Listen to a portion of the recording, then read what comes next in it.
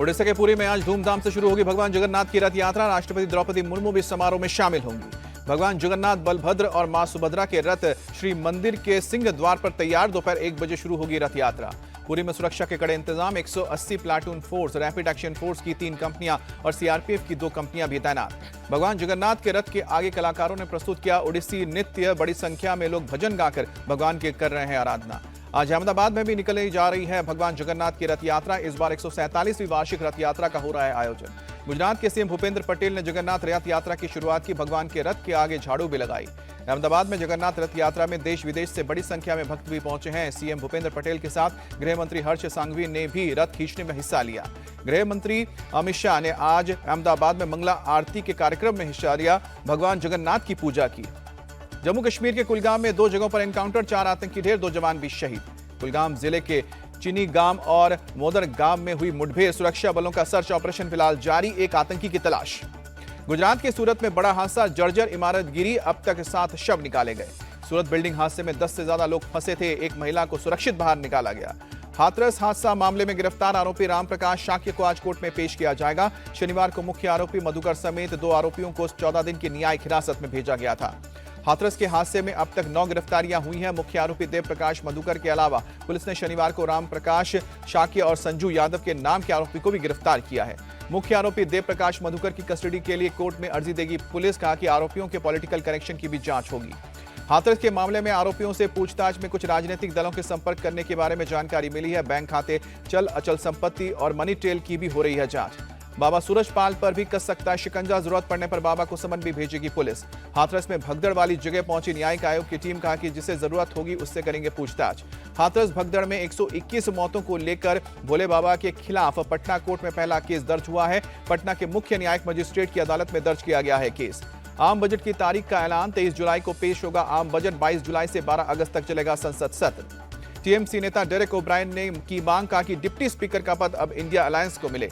अयोध्या की तरह गुजरात में भी बीजेपी को हराएंगे। अहमदाबाद में राहुल गांधी का बड़ा हमला। लखनऊ में 14 जुलाई को होगी यूपी बीजेपी कार्य समिति की बैठक। राष्ट्रीय अध्यक्ष जेपी नड्डा भी होंगे शामिल। दिल्ली बीजेपी प्रदेश कार्यकारिणी की बैठक आज नेहरू स्टेडियम में होगी। केंद्रीय मंत्री पीयूष गोयल भी बैठक में हिस्सा लेंगे। मध्य प्रदेश बीजेपी कार्य समिति की भी बैठक आज सुबह 11 बजे शुरू होगी। सदस्यता अभियान और संगठन चुनाव पर होगी चर्चा।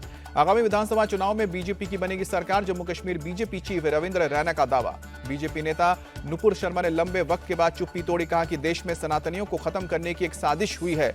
नुपुर शर्मा ने कहा कि हिंदू हिंसक होता तो अपने ही देश में एक हिंदू बेटी इतने सुरक्षा के घेरे में जिंदगी नहीं गुजारती। देश संविधान से चलेगा, ना कि शरिया कानून के हिसाब से चलेगा। महाराष्ट्र विधानसभा चुनाव को लेकर बड़ी सरगर्मी। मुंबई में महायुति की हुई बैठक। विधान परिषद के साथ विधानसभा चुनाव पर बनी रणनीति। महाराष्ट्र के डिप्टी सीएम देवेंद्र फडणवीस का बयान, अगर पूरी ताकत से चुनाव लड़े तो विधानसभा में 200 सीट जीतेंगे। महाराष्ट्र के डिप्टी सीएम अजित पवार का बयान, महायुति सरकार ने प्रदेश के विकास के लिए काम किया है। विपक्ष ने लोकसभा चुनाव में संविधान को लेकर फैलाई अफवाह। रांची में बुलाई गई जेएमएम की विधायक दल की बैठक। फ्लोट टेस्ट को लेकर होगी चर्चा। तिहाड़ जेल में बंद दिल्ली के पूर्व मंत्री सत्येंद्र जैन की मुश्किलें बढ़ी। सीसीटीवी लगाने में हुई देरी को लेकर 7 करोड़ की रिश्वत के मामले में जांच के आदेश दिए गए हैं। जांच के आदेश को अतिशी ने बताया बीजेपी की साजिश। बोले कि आम आदमी पार्टी कट्टर ईमानदार। अरविंद केजरीवाल को राउज एवेन्यू कोर्ट से बड़ी राहत। मेडिकल बोर्ड से मिल सकती है पत्नी Sunita Kejriwal. NEET paper leak के तीनों आरोपियों को पटना से दिल्ली लेकर आई है सीबीआई। राउज एवेन्यू कोर्ट में आज करेगी पेश। सामने आई स्वदेशी टैंक जोरावर की तस्वीर। चीन से मुकाबले के लिए एलएसी पर होगी तैनात। उत्तराखंड में भारी बारिश के अलर्ट को देखते हुए 4 धाम तीर्थयात्रियों से अपील। आज ऋषिकेश ट्रांजिट कैंप में रहने को कहा गया। मौसम विभाग ने गढ़वाल मंडल के सभी जिलों में भारी बारिश जारी का अलर्ट किया है। 4 धाम यात्रा 1 दिन के लिए स्थगित की गई है। ऋषिकेश में गंगा किनारे बसे लोगों को प्रशासन ने अलर्ट किया। बारिश के बाद नदी का जलस्तर बढ़ने के बाद खतरा। उत्तराखंड के मुख्यमंत्री पुष्कर सिंह धामी ने बारिश के अलर्ट को देखते हुए 9 जिलों के जिलाधिकारियों को निर्देश दिया है। सभी से हाई अलर्ट पर रहने को कहा है। पिथौरागढ़ के धारचूला में हुई बारिश से भारत चीन सीमा को जोड़ने वाला बेली ब्रिज भी खतरे की जद में आया। पुल के बेसमेंट के मिट्टी के धंसने की वजह से वाहनों की आवाजाही रोकी गई है। अल्मोड़ा में लगातार बारिश के चलते ताश के पत्ते की तरह बह गया पुल। वाहनों की लगी लंबी कतारें। चमोली में भूस्खलन की चपेट में आने से 2 लोगों की मौत। अचानक पहाड़ का हिस्सा टूटकर बाइक पर गिरा। गृह मंत्री अमित शाह ने सीएम हेमंता से की बात। बाढ़ के हालात पर भी अपडेट लिया। भारत और जिम्बाब्वे के बीच दूसरा T20 मैच आज शाम को 4:30 बजे खेला जाएगा। जिम्बाब्वे ने पहले मैच में भारत को 13 रन से हराया। 5 मैचों की सीरीज में 1-0 से आगे जिम्बाब्वे ने पहले खेलते 116 रनों का टारगेट दिया था। भारत की टीम 20वें ओवर में 102 रन बनाकर ऑल आउट हुई। टीम इंडिया के 3 खिलाड़ी बिना खाता खोले लौटे।